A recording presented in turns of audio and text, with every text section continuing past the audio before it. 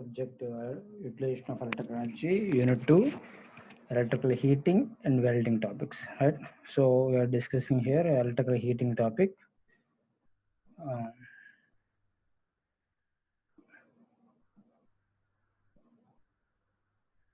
Topic 1, electrical heating. So class 4, methods of electrical heating.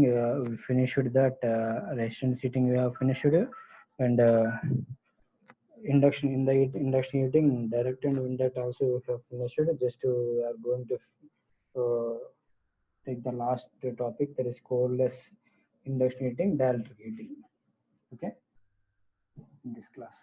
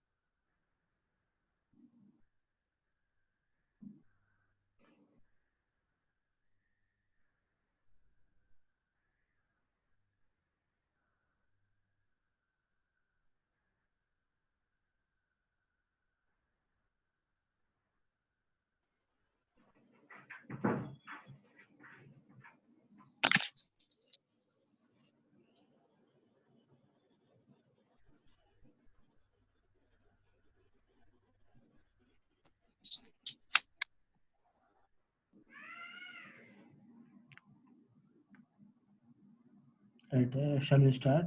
Okay. In this class, we are going to discuss coreless induction heating, dielectric heating, right? Coreless induction furnace for heating. Okay.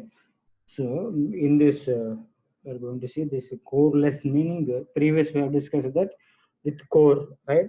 With core means we have nothing.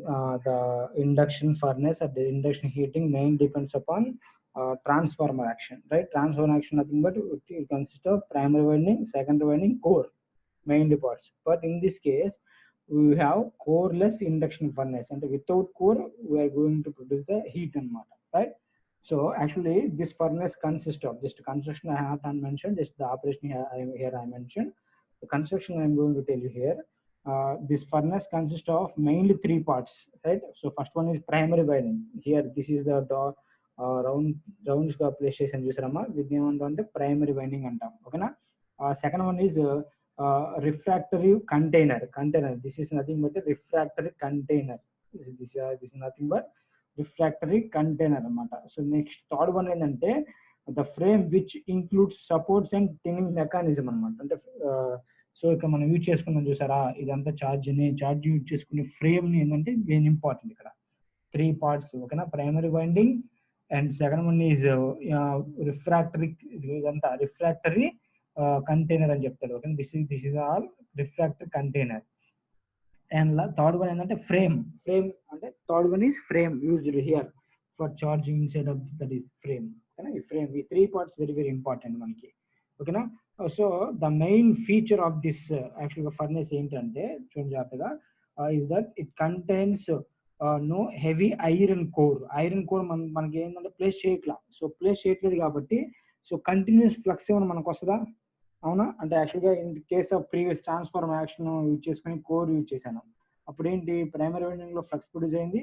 Flux produce అయిన తర్వాత ఏంటమ్మా, ఆ flux through core pass అయిపోయి అంటే స్టడీగా అంటే continuous గా flux produce అవుతుంది. But in case of coreless induction furnace ఏంటమ్మా, it is not possible. That is the main feature of this furnace ఏంటంటే is that it contains no heavy iron core with which results there is no continuous path for the magnetic flux. ఓకేనా కదా, continuous path for the magnetic flux continuous path ఏమి ఉండదు ఇక్కడ. Okay, so it's construction actually previous methods తో కలిపిస్తే this construction is very simple కదా, అవునా కదా, right? So and also the cost point of it is also less compare to other furnaces. Okay, so due to this less weight కూడా తక్కువే మనకి. So conveniently filled the that is ఇక మనం pouring చేస్తాం కదా, అది చార్జ్ ని pouring చేస్తాం కదా, so you can conveniently fill the pouring also. ఓకేనా, right, for pouring.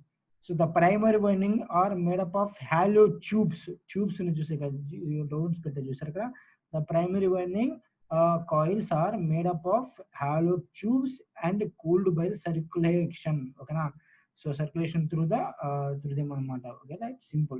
So this furnace ఏంటంటే మెయిన్ గా it is operated in high frequency, very important. Previous నేను చెప్పింది ఏంటంటే లో ఫ్రీక్వెన్సీ అని చెప్పాను, బట్ ఇక్కడ ఏంటంటే this one is operated at high frequency.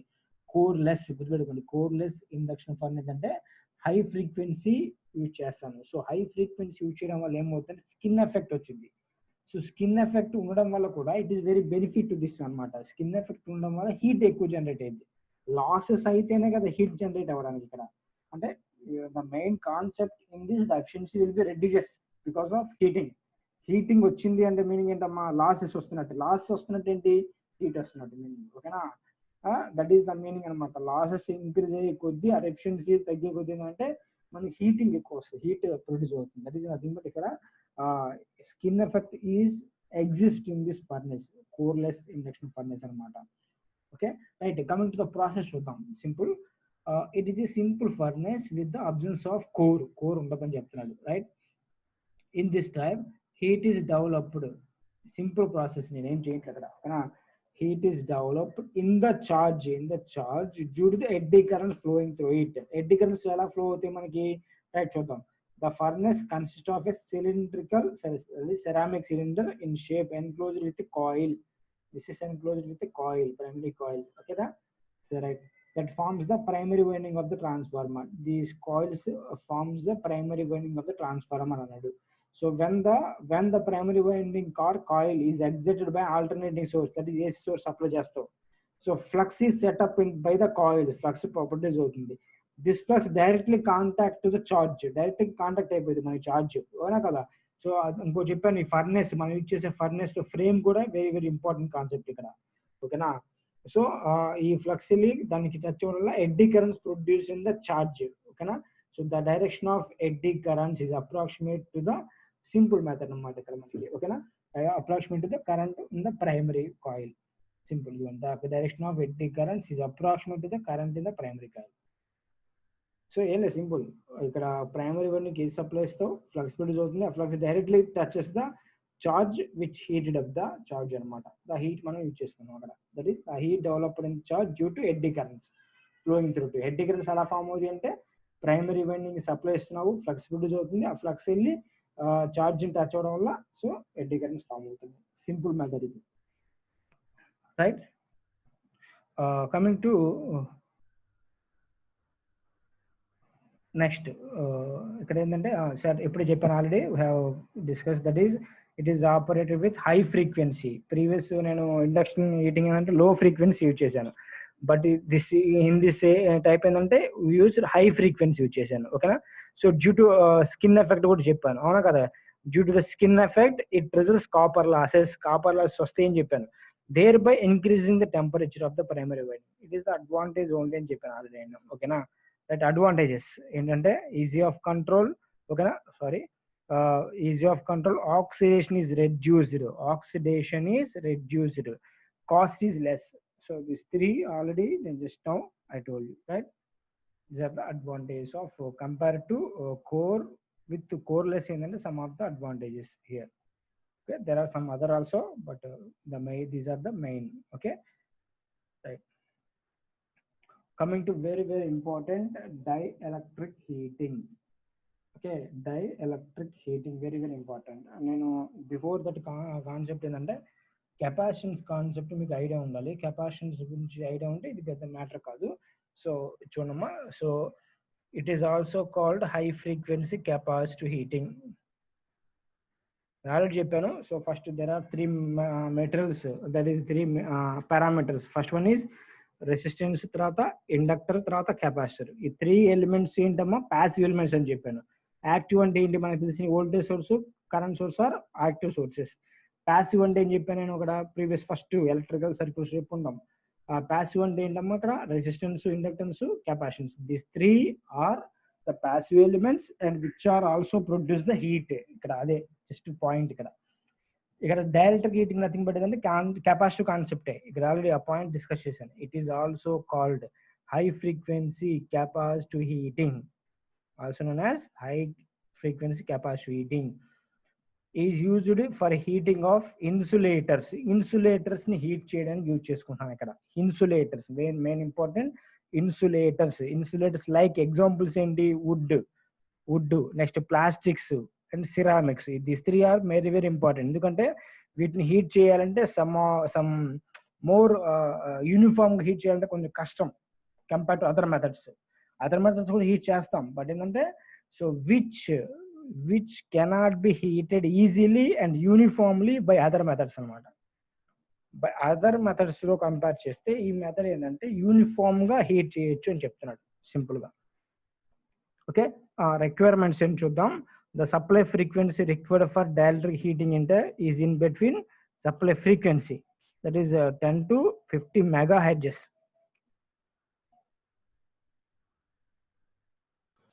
Right.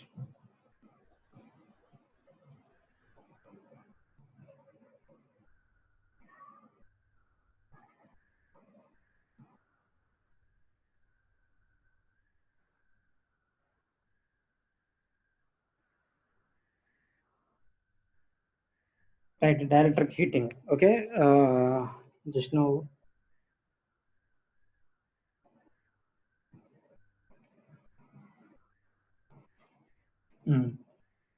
చెప్పాను కదమ్మా, it is capacity, nothing but capacity అని చెప్పాను. అవునా? సో ఫ్రీక్వెన్సీ ఏం చెప్పాను, 10 to 50 hertz frequency and applied voltage is up to 20 kV. Applied voltage అంటమ్మా అప్ టు 20 kV యూజ్ చేస్తారు ఇక్కడ. ఓకే, అంటే కెపాసిటెన్స్ కి ఇన్పుట్ మనం ఇవ్వాలి కదా కంపల్సరీగా. ఎలక్ట్రిక్ హీట్ ప్రొడ్యూస్ అవ్వాలంటే we can use up to 20 kV use చేసుకోవచ్చు. So overall performance that is efficiency కూడా ఏంటమ్మా only 50%.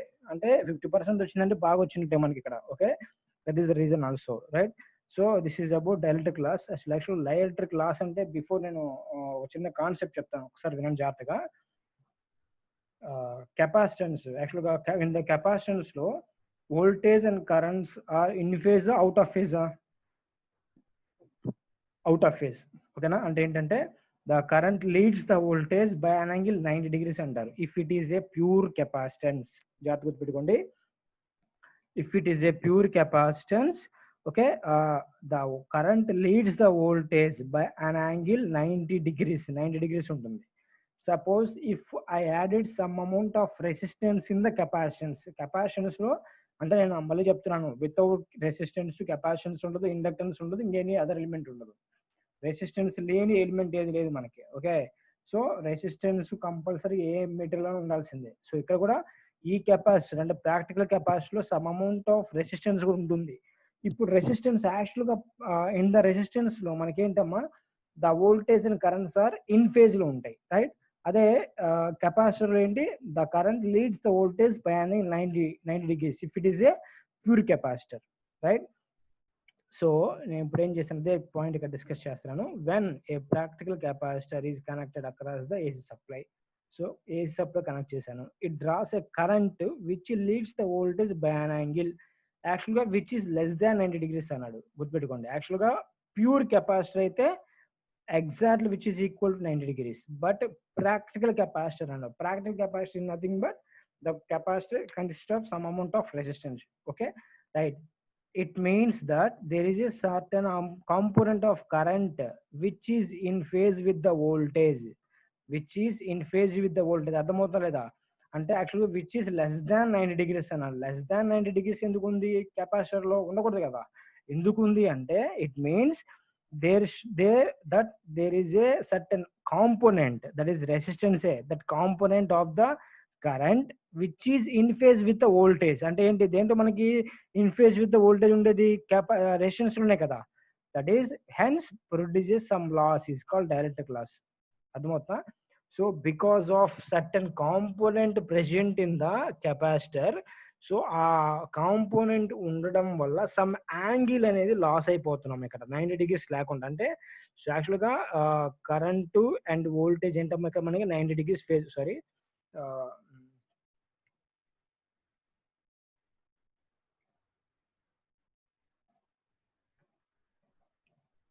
ఇదేంటమ్మా, let us say this is voltage అనుకున్నాం అండ్ దిస్ ఈజ్ కరెంట్ అనుకుంటే, so the current leads the voltage by an angle 90 degrees ఉండాలి actual in case of capacitor లో. But ఏమైంది ఇక్కడ? Some amount of అంటే resistance ఉండడం వల్ల ఏమైందంటే సమ్ అమౌంట్ రెడ్యూస్ అయిపోయింది మనకి ఇక్కడ. అంటే ఈ యాంగిల్ వచ్చేసింది మనకి ఇక్కడ. ఎందుకు? రెసిస్టెన్స్ ఉండడం వల్ల. ఇప్పుడు కరెంట్ ఏమైంది ఇక్కడ? ఐ అయింది, ఈ కరెంట్ వచ్చింది. సో ఈ యాంగిల్ మనం లాస్ అయినట్టే కదా. ఎందుకంటే బికాస్ ఆఫ్ రెసిస్టెన్స్ వల్ల, బికాస్ ఆఫ్ రెసిస్టెన్స్ ఉండడం వల్ల ఏమైందంటే ఈ లాస్ మనం రెడ్యూస్ అయిపోయాం. ఎందుకు? So every parallel capacitor has some amount of resistance. Resistance ఉండడం వల్ల ఏమవుతుంది? The current leads in phase with voltage. అంటే కంపల్సరీగా సమ్ యాంగిల్ లాస్ అయిపోతాం. ఆ లాస్ ని లాస్ యాంగిల్ అంటాడు ఇక్కడ. ఓకేనా? దాన్నే డైఎలక్ట్రిక్ లాస్ అంటాడు. Some loss is takes place which is nothing but dielectric loss అంటాడు. Okay, at the normal frequency 50 hertz ఏంటంటే లాస్ సమ్వాట్ నెగ్లిజిబుల్, తక్కువ లాస్ ఉంటుంది. Okay, no problem. But higher frequencies లో ఏంటంటే loss is very high. 50 MHz ఉంటే అప్పుడు ఏంటంటే loss become so large which is sufficient to heat the dielectric in which take place అనమాట. అంటే మనకు కావాల్సిందే లాస్. లాస్ కావాలి అంటే ఏంటి? ఇప్పుడు హీట్ ప్రొడ్యూస్ అయ్యేది. ఆ లాస్ ఉంటేనే కదా హీట్ ప్రొడ్యూస్ అయ్యేది. సో లాస్ ఉంటే హీట్ ప్రొడ్యూస్ అయితే మీనింగ్ ఏమిటి? 50 MHz యూజ్ చేసాం అనుకో లాస్ ఎక్కువ అయిద్దని చెప్తున్నాడు. So which is sufficient to produce the heat అని చెప్తున్నాడు ఇక్కడ. రైట్ సై. ఓకే, నేను ఇక్కడ డిస్కస్ చేస్తున్నాను. This is the capacitance, that is మనం యూజ్ చేసే డైఎలక్ట్రిక్ మెథడ్ అన్నమాట. 2 plates. So first one and second one 2 plates use చేశాడు. So simple, the insulating material to be heated is placed between the 2 conducting plates in order to form the parallel plate capacitor. So this is nothing but a capacitor. In between that we are going to heat. ఇక్కడ white గా ఉంది చూసారమ్మా. So that is insulating material అనమాట. దాన్ని మనం you are going to heat up అనమాట, heat చేయబోతున్నాం. ఓకేనా? సో సింపుల్, ఇక్కడ నేను ఆల్రెడీ మీకు చెప్పాను, this is nothing but capacitor. So capacitor లో compulsory some amount of resistance ఉంటుంది. This is nothing but resistance. ఓకేనా? సో యాక్చువల్ గా మనకు జరగాల్సింది ఏంటి? ఈ voltage and current, capacitor current and voltage ఎలా ఉండాలి మనకి? 90 degrees ఉండాలి. ఇది ఎగ్జాక్ట్ గా ప్యూర్ కెపాసిటర్ అయితే. సో ప్యూర్ కెపాసిటర్ కాదు కదా మనకి, ప్రాక్టికల్ కెపాసిటర్ కదా. సో ప్రాక్టికల్ కెపాసిటర్ వల్ల ఏమైందంటే the angle current will be reduces. So ఇక్కడ దాకా వచ్చేసింది. ఓకేనా? అప్పుడు ఏమైంది? సమ్ యాంగిల్ రెడ్యూస్ అయిపోయింది. ఆ యాంగిల్ డెల్టా అంటాడు. So this delta is nothing but loss angle అంటాడు. ఓకేనా? సో ఇంకోటి ఏంటంటే టాన్ డెల్టా అని చెప్తాడు. That is tan delta is nothing but ఏంటంటే లాస్ ఫ్యాక్టర్ అంటాడు. ఓకేనా? డిసిపేషన్ ఫ్యాక్టర్ అని చెప్పేసి కెపాసిటీ మీకు చెప్తా ఉంటారు, డిసిపేషన్ ఫ్యాక్టర్ అని. Quality factor that is in case of inductor లో. బట్ ఇక్కడ ఏంటంటే డిసిపేషన్ ఫ్యాక్టర్ అంటాడు, టాన్ డెల్టా. ఓకేనా? దట్ ఈస్ లాస్ అని చెప్తాడు. The delta is nothing but loss angle. Loss అయిపోయాం మనం, ఎందుకంటే because of resistance present in the capacitor. Okay, right. This is actual diagram. ఓకేనా? ఇక్కడ మనం ఏంటంటే సింపుల్, నేను ఏంటంటే ఒక ఫార్ములా యూజ్ చేసుకున్నాను, ఎంత హీట్ ప్రొడ్యూస్ చేస్తున్నాం అనేది. పవర్ క్యాల్కులేట్ చేస్తే మన హీట్ అర్థమైపోయింది. ఓకేనా? పవర్ పి ఈక్వల్ ఫార్ములా ఏంటి? V into IC cos 5. అవునా కదా? వి ఇంటూ ఐసి అంటే PI cos 5 AC power, VI cos 5. I అంటే nothing but capacitor, the current passes through the capacitor. So I is equal to రాసుకొచ్చి నేను ఇక్కడ V by Z. అవునా? I is equal V by Z. Z అంటే ఏంటి? Capacitor కదా. Capacitor అంటే ఏంటమ్మా? సో కెపాసిటర్ రియాక్టెన్స్ ఫార్ములా ఏంటి? ఎక్స్సి, వి బై ఎక్స్సి అని చెప్పాను ఇక్కడ. V into V by XC cos 5. Okay, so from this V అంటే ఎక్సి అంటే ఏంటమ్మా అక్కడ X is equal 1/ωc 1/ωc nothing but 1/2πfc. So X is equal 1/2πfc. So ఆ XC వాల్యూని substitute చేయండి ఇక్కడ, v ఇంటూ 2πfc cos phi, v into X అంటే 1/2πfc, అది న్యూమరేటర్కి వచ్చేస్తుంది మనకి. So from this V multiply this v square 2πfc cos phi, right. So from this యాక్చువల్గా 5 అన్నాను కదా, ఇక్కడ చూడండి అమ్మా, ఈ 5 వీ కెన్ రిటర్న్ యాజ్, ఇదంతా టోటల్ యాంగిల్ ఏంటి మనకి ఇక్కడ, దిస్ ఈజ్ 90 degrees, అవునా కదా. సో 90 degrees లో నుంచి డెల్టా యాంగిల్ తీసేస్తే మనకి ఈ యాంగిల్ వచ్చుద్దా లేదా, 5 వాల్యూ. ఓకే, 90 మైనస్ ఇది, ఈ వాల్యూ ఏం రాసుకోవచ్చు ఇక్కడ, ఈ వాల్యూ రాసుకోవచ్చు 90 మైనస్ డెల్టా రాసుకోవచ్చా లేదా, విచ్ ఈజ్ ఈక్వల్ టు రాసుకోవచ్చు, సారీ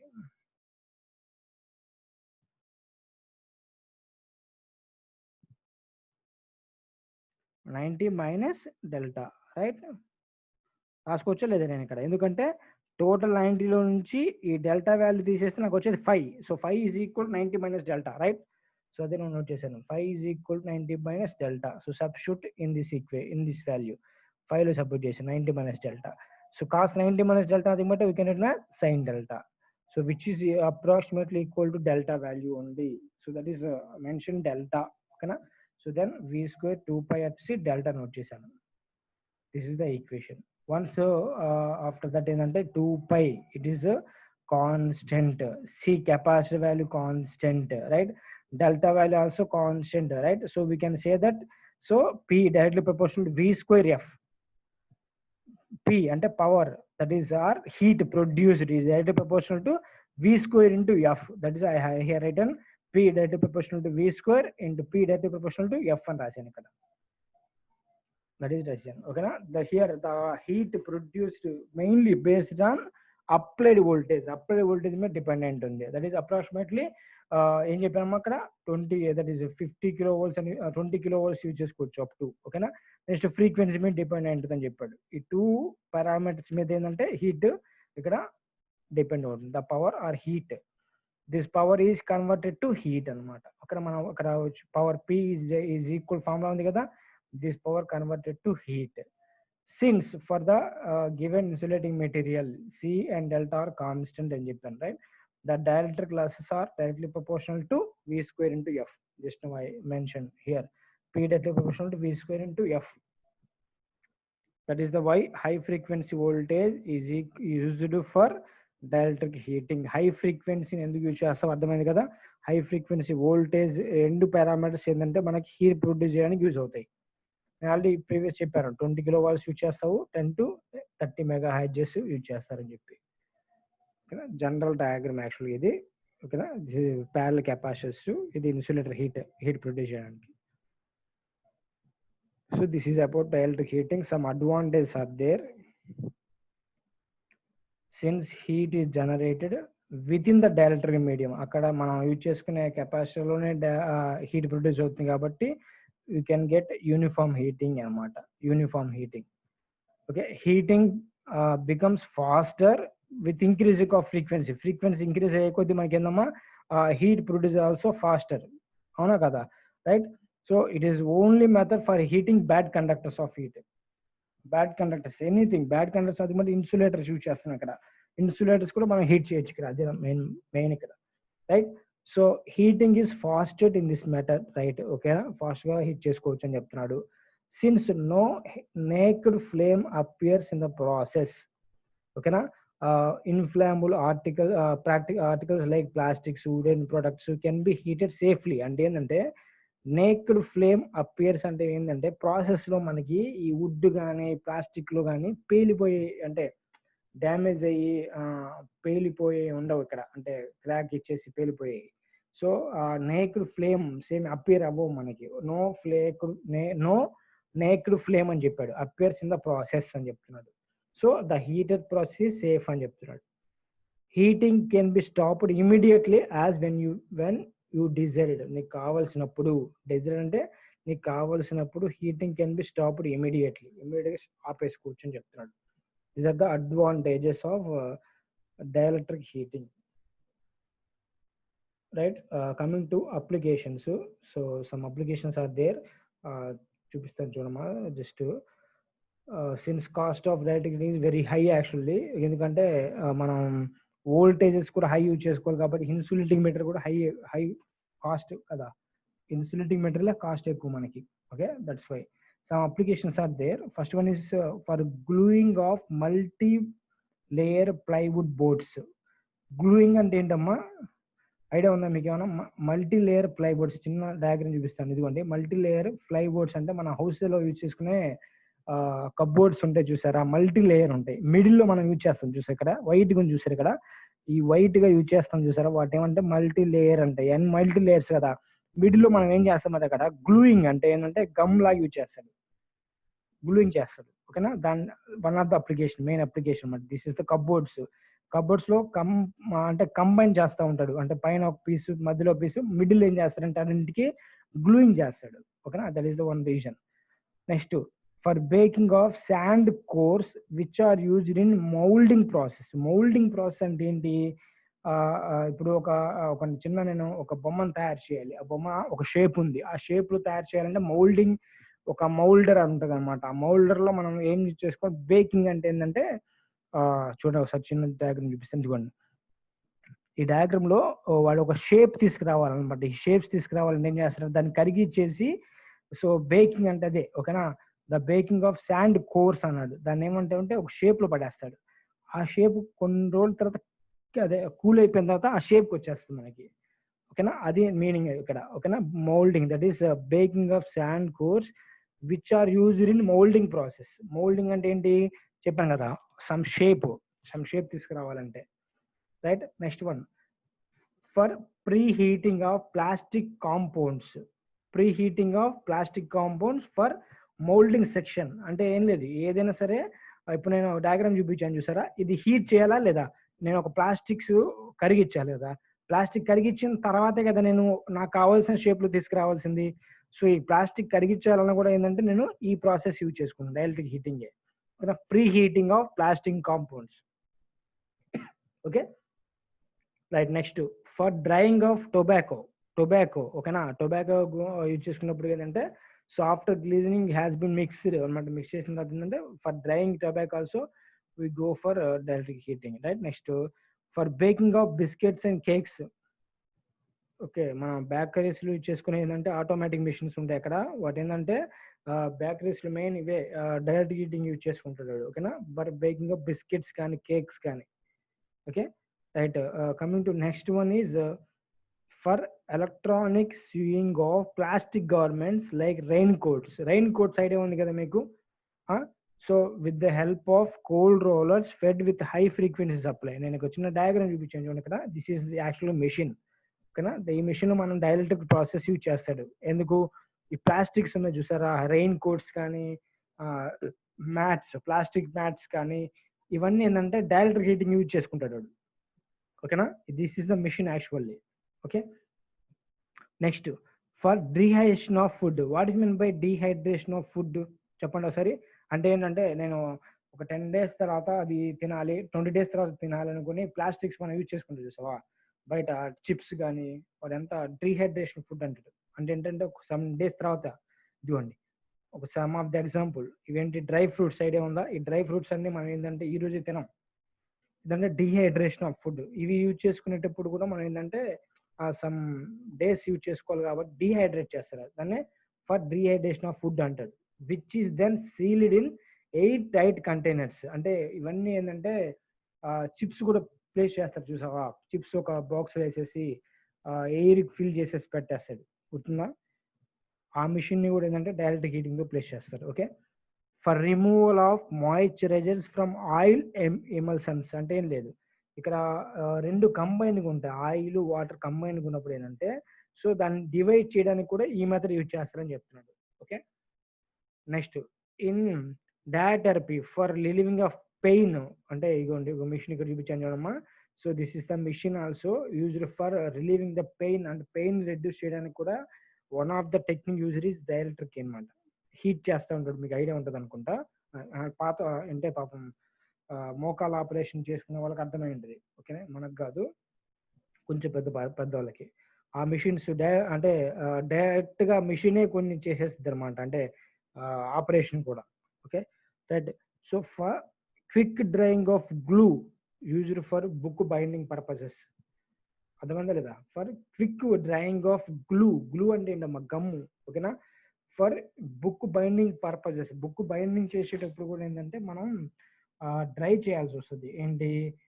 గ్లూని అంటే మనం అతికిచ్చేసింది చూసావా, టైట్ గా ఉండాలంటే ఆ గ్లూనే ఆరబెట్టేది అనమాట. అందుకని డ్రైయింగ్ ఆఫ్ గ్లూ అంటాం. ఓకేనా? సో అప్పుడు కూడా మనం ఏంటంటే ఈ ప్రాసెస్ యూజ్ చేసుకుంటాం, dielectric process.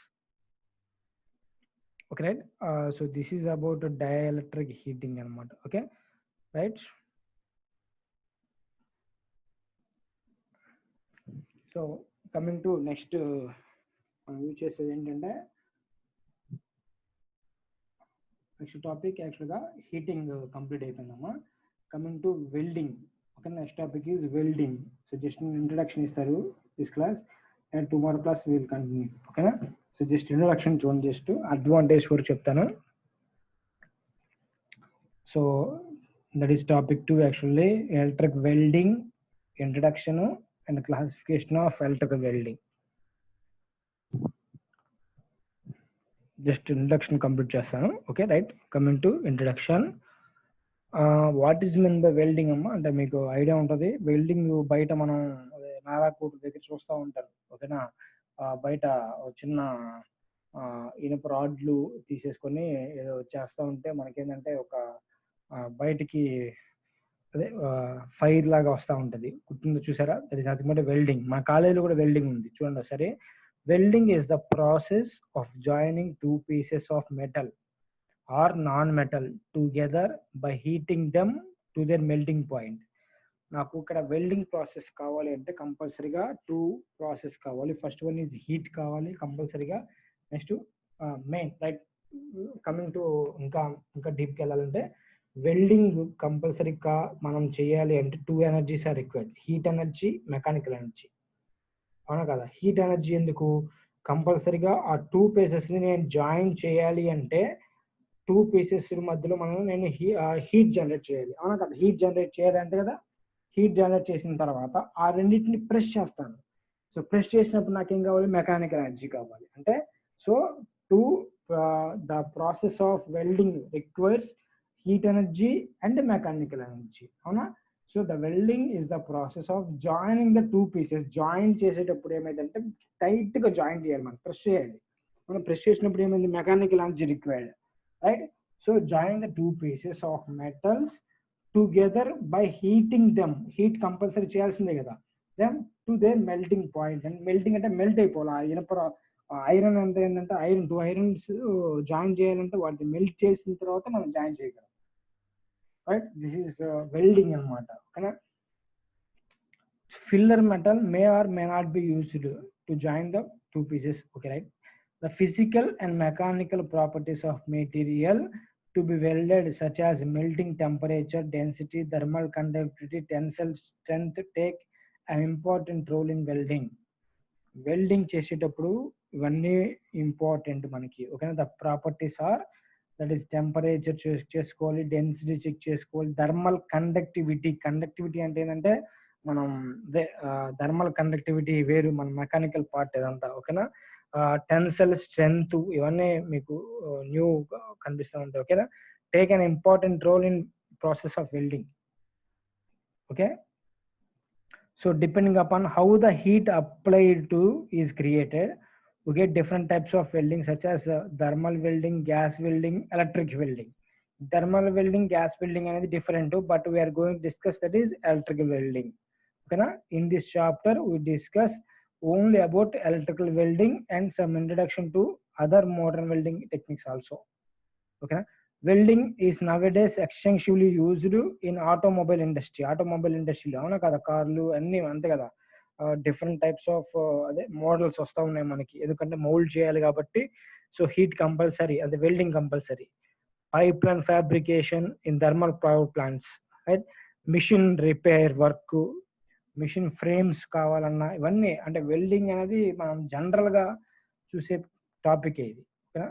But there are different types of weldings అనమాట. ఓకేనా. అడ్వాంటేజెస్ ఉన్నాయి, సమ్ డిసడ్వాంటేజెస్ ఉన్నాయి. We will finish by this. Okay, some advantages are there. First one ఏందమ్మా, welding is the most economical method to permanently join two metals ని join చేయడానికి it is the main important economical method అని చెప్తున్నాడు. It provides design flexibility, design మనకు కావాల్సిన design లో మనం mould చేసుకొని అదే జాయిన్ చేసుకోవచ్చు. ఓకేనా. Welding equipment is not so costly. ఇంకా చెప్పాలంటే మీకు ఒక 250-300 లో మనకి సోల్డరింగ్ రాడ్స్ కూడా దొరికొస్తున్నాయి. Okay, it joins all the commercial metals join చేయొచ్చు అని చెప్తున్నాడు. Both similar and dissimilar metals can be joined by welding. అంటే 2 ఐరన్ రాడ్సే కాదు, ఒక ఐరన్ రాడ్ ఇంకోటి సమ్ అదర్ మెటల్ కూడా మనం యూజ్ చేసుకోవచ్చు, అంటే జాయిన్ చేసుకోవచ్చు by using of by processing of welding, right. Portable welding equipment are also available. Portable welding equipment అంటే ఏంటి, మనకి ఈజీగా పట్టుకొని ట్రాన్స్పోర్ట్ చేసుకునే విధంగా ఉంటాయి కదా, చిన్న అనమాట. Portable welding equipment also available అంటున్నాడు. So there are some disadvantage also there, but ఏంటంటే అవి చూడడం జాగ్రత్తగా. In the process only we have got some disadvantages. ఏంటంటే వెల్డింగ్ గివ్స్ హార్మ్ఫుల్ రేడియేషన్స్ వస్తూ ఉంటాయి మనకి, అండ్ ఫూమ్స్. మీకు అందుకే స్పెట్స్ పెట్టుకొని వెల్డింగ్ చేస్తూ ఉంటాడు, చూడండి ఒకసారి. ఓకేనా. Welding needs internal inspection, right, అవునా కదా, right. If welding is not done carefully it may result in the destruction of work piece. అవునా, సరిగ్గా నువ్వు వెల్డింగ్ ప్రాసెస్ సరిగ్గా చేయట్లేదు అనుకో, ఆ మెటల్ యూజ్ అనేది పోయిద్ది మనకి, అవునా కదా. సో స్కిల్డ్ పర్సన్స్ మనకు కావాలి. Skilled welding is necessary to produce good welding. Skilled persons కావాలి మనకి టు వెల్డింగ్ చేయడానికి కూడా. ఏంటంటే స్కిల్డ్ పర్సన్స్ కావాలి to join the metals, right. This is about advantage and disadvantage of welding. Okay, topic types, and we will continue in the next class. Okay.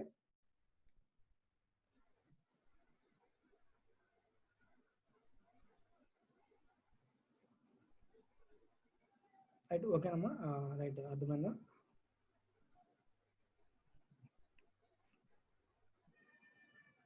207 అమ్మ, ఒకరే ఉన్నావా, అమ్మ వెళ్ళిపోయిందా? వెళ్ళిపోయింది సార్. సరే, రైట్. ఓకే, సరే అయితే will continue next class. Yes sir. Bye.